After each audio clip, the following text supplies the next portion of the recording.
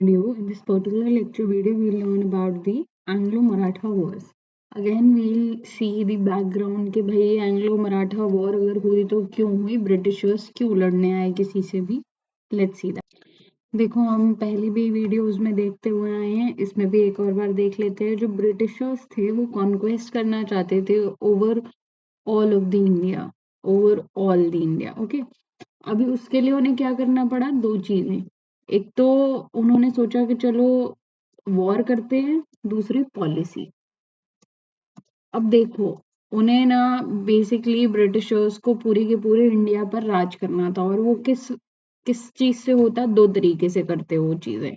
पहली तो वॉर, दूसरी पॉलिसी. कि भाई जो आराम से नहीं मान रहा है उसको मार धाड़ करके मनाते हैं, और जो मान ले रहा है उसको पॉलिसी से मना लेते हैं ना. अब वॉर भी कैसे हुआ, दो लोगों के साथ. सबसे पहले तो European powers, secondly Indian powers. European powers में देखते हैं तो पोर्चुगीज थे, Dutch, Danes and then French. French के साथ 3 कार्नेटिक वॉर्स हुई थी.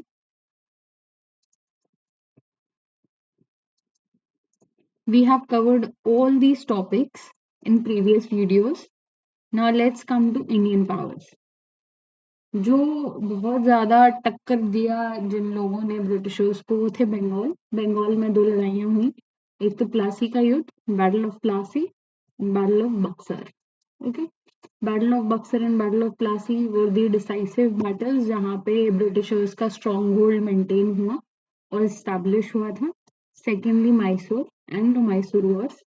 Third Maratha, Anglo Maratha Wars. And fourth main Anglo Sikh Wars. ठीक है, सिख के साथ लड़ाई. तो बेसिकली हमने ये यूरोपियन पावर्स के साथ जितनी भी लड़ाइयाँ थी, we have covered that. Indian powers में से battle of Plassey we have covered, battle of Buxar we have covered already in the previous videos. And Anglo Mysore war, जो कि 4 वॉर्स थी, 4 एंग्लो मैसूर वॉर्स थी, that also we have covered.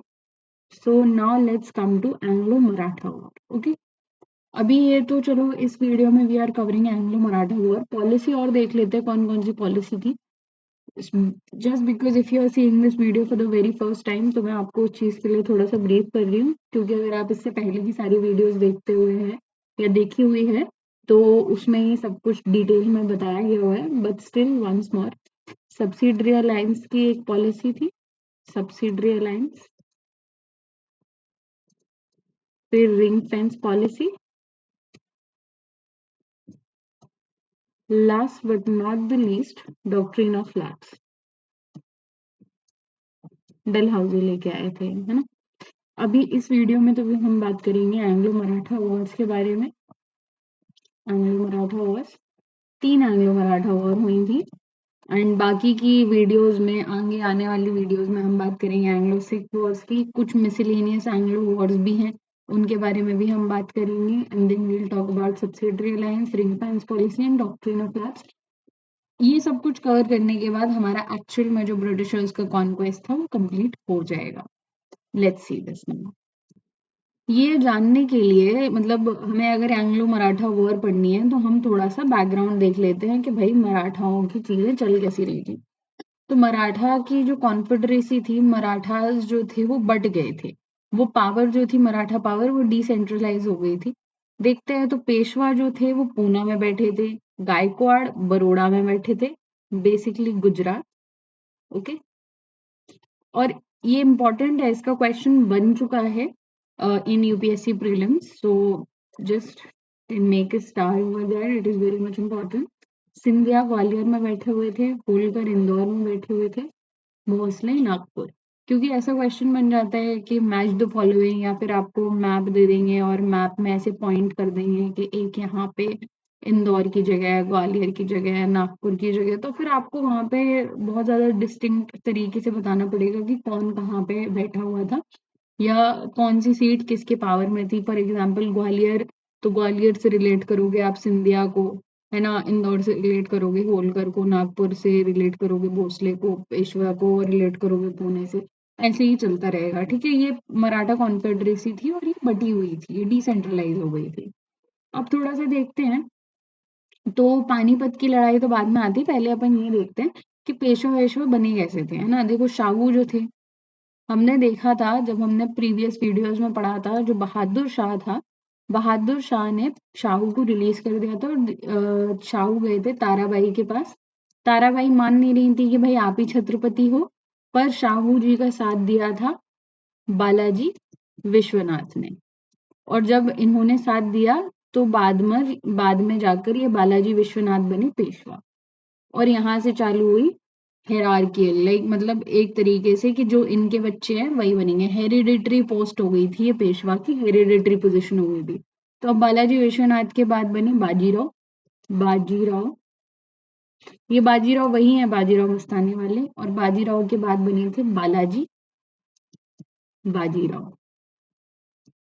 अब देखो जो भी कहानी है ना एंग्लो मराठा वॉर्स की, वो कहानी चालू होती है थर्ड पेशवा की मरने के बाद ही।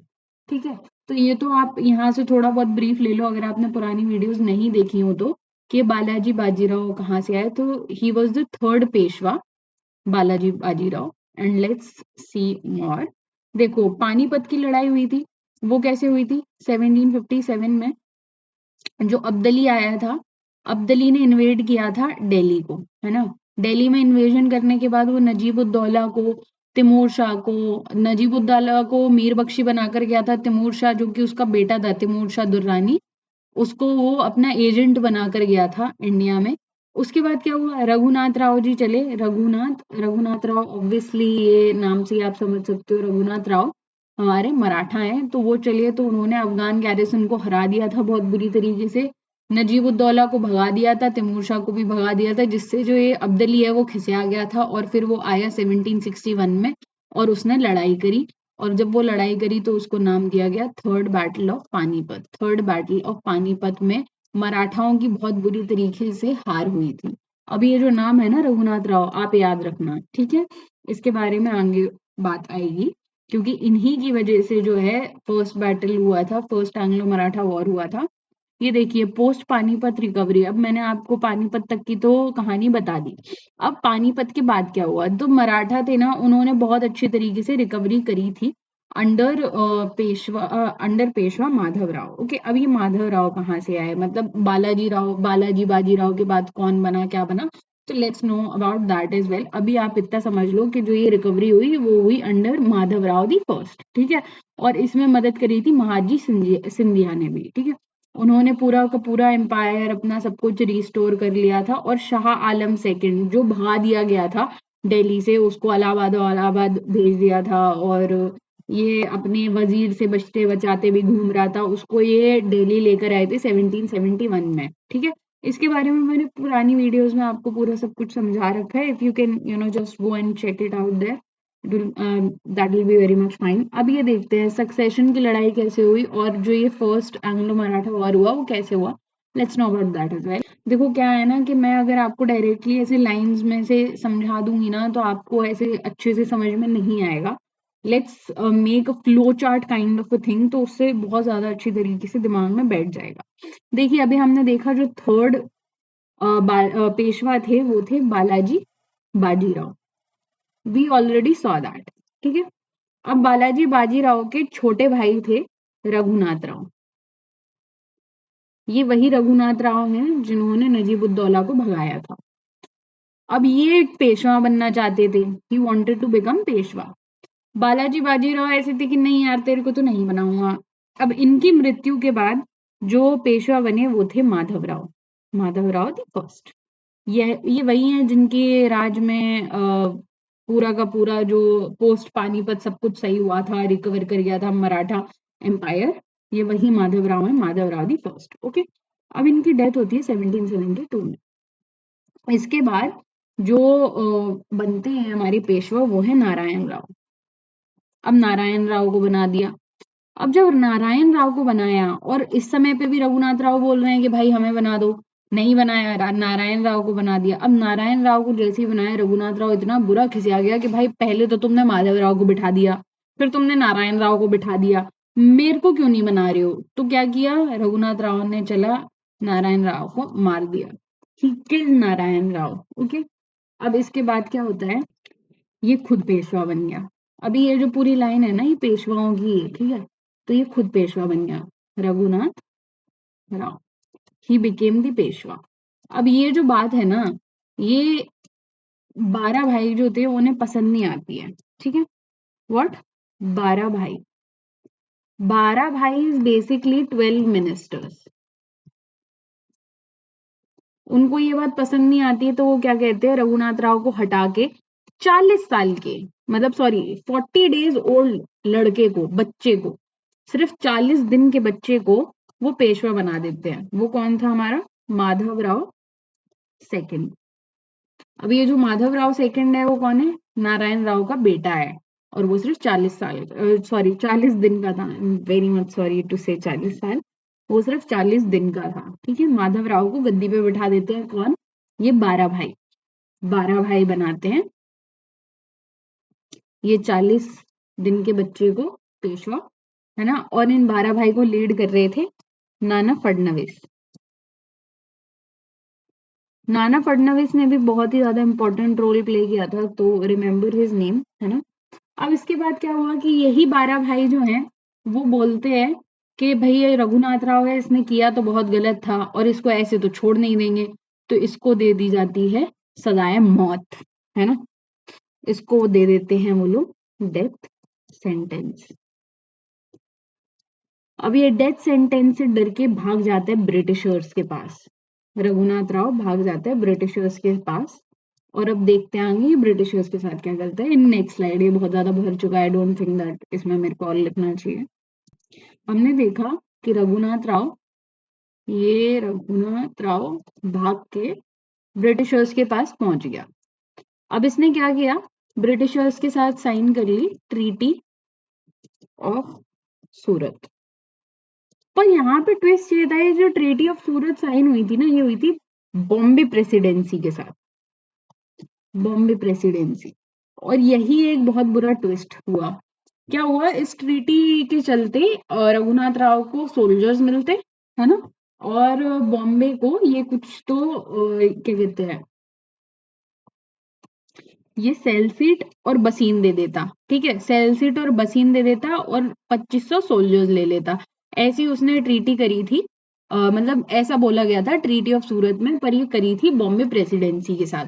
पर यहाँ पे ट्विस्ट ये रहा कि 1773 का जो रेगुलेटिंग एक्ट था, उसके तहत क्या हुआ कि अगर कोई भी ट्रीटी करी जा सकती है ना, तो वो सिर्फ बंगाल प्रेसिडेंसी कर सकता है, ठीक है। बंगाल प्रेसिडेंसी ही कोई भी ट्रीटी कंक्लूड कर सकता है। बॉम्बे और मद्रास प्रेसिडेंसी कोई भी ट्रीटी साइन नहीं कर सकते हैं, और अगर वो कोई भी साइन करते हैं, कोई भी ट्रीटी करते हैं, तो वो इनवैलिड होगी। पर ब्रिटिशर्स चले, उन्होंने तब भी साइन कर मारी के इसे क्या पता। अच्छा, इस समय पर जो थे बैठे थे हमारे वॉरेन हेस्टिंग, वॉरेन हेस्टिंग, और वॉरेन हेस्टिंग ने ये जो ट्रीटी है सूरत की उसको डिस्कार्ड कर दिया कि नहीं भाई, ऐसा तो होता ही नहीं है, इस ट्रीटी को माना ही नहीं जाएगा, क्योंकि मतलब बॉम्बे प्रेसिडेंसी तो साइन ही नहीं कर सकता। कोई प्रेसिडेंसी अगर साइन कर सकता है तो वो सिर्फ बंगाल प्रेसिडेंसी है। तो उसने डिस्कार्ड कर दिया कि नहीं, मैं ये ट्रीटी नहीं मानूंगा।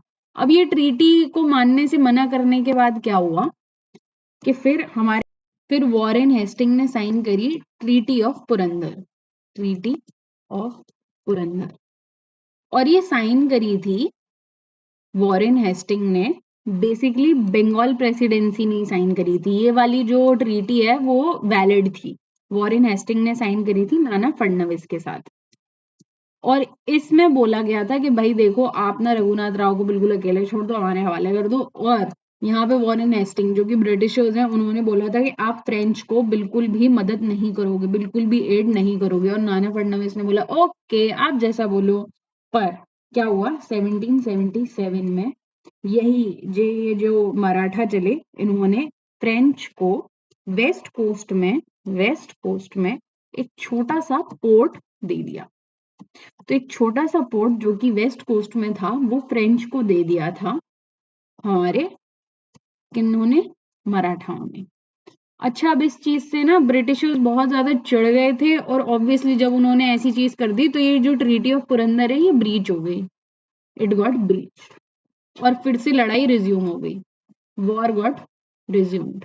पहले तो देखो सब कुछ मद्दा वद्दा हो गया था क्योंकि ये ट्रीटी हो गई थी। अब जैसे ये ट्रीटी ब्रीच हुई वैसे ही वॉर रिज्यूम हो गई। अब देखो ये जो महादजी सिंधिया थे, महादजी सिंधिया, ये थोड़े से ना भारी पड़े ब्रिटिशर्स के ऊपर इन वड़गांव। वड़गांव में सिंधिया जो थे, महादजी सिंधिया, ये भारी पड़े ब्रिटिशर्स के ऊपर। इन्होंने ब्रिटिशर्स को डोमिनेट कर दिया इन वाडगांव, जिसकी वजह से ट्रीटी ऑफ वाडगांव हुई। अब इस ट्रीटी ऑफ वाडगांव को, ट्रीटी ऑफ वाडगांव हुई सिंधिया और ब्रिटिशर्स के बीच में। पर वॉरेन हेस्टिंग चिढ़ा हुआ था। वॉरेन हेस्टिंग ने इस ट्रीटी को ज्यादा मान्यता नहीं दी। उसने कहा कि हम नहीं मानेंगे, बाहर में जाओ, जो करना है कर लो। देखो मुंह पे तो उसने हाँ बोल दिया कि चलो कर लेते हैं, क्योंकि वो तो हारने की स्थिति में था, मरने की स्थिति में था। पर जैसे ये ट्रीटी हुई उसके बाद जैसे ही वो अलग अलग अपने अपने रास्ते गए, वॉरेन हेस्टिंग ने बोला मैं नहीं मानूंगा, जो उखड़ना है उखड़ लो। ठीक है, तो फिर भी इसके बाद भी मराठास ना थोड़े बहुत डोमिनेट करे।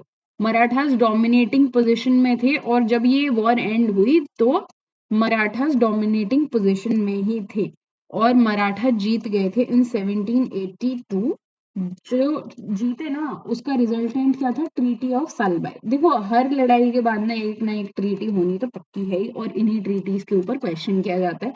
तो फर्स्ट एंग्लो मराठा वॉर हुई by the domination of Marathas over Britishers and through the Treaty of Salbai. Okay, ये था end of first Anglo Maratha War. Okay, now let's come to the second Anglo Maratha War. उससे पहले हम थोड़ी सी ना slides देख लेते हैं।